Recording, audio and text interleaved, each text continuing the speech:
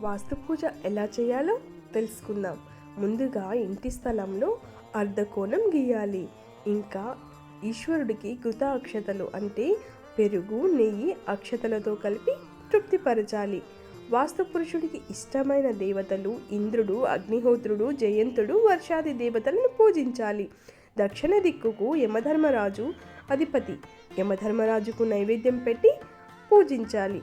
ఇక సుగ్రీవుడు, ద్వారపాలకుడు, పుష్పదంతుడు, వరుణుడు, అసురుడు, ఆదిశేషుడు వీరందరినీ కూడా పూజించాలి.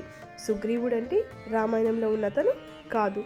సుగ్రీవునికి యవలతో, పుష్పదంతునికి కుశతృణలతో, వరుణుణ్ణి పద్మాలతో, అసురునికి మద్యంతో పూజించాలి.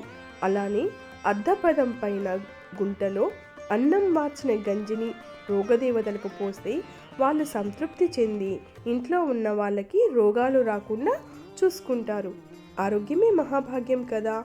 ఇంకా వాస్తు విషయాలు, వాస్తు పూజ ఎలా చేయాలో రేపటి వీడియోలో తెలుసుకుందాం. మీకు వీడియో నచ్చితే లైక్ చేయండి, మీ బంధుమిత్రులకు షేర్ చేసి నోటిఫికేషన్ కోసం బెల్ ఐకాన్ నొక్కండి. మన గురుకృపా ఛానల్ని సబ్స్క్రైబ్ చేసి మీ అమూల్యమైన అభిప్రాయాన్ని కమెంట్ చేయండి.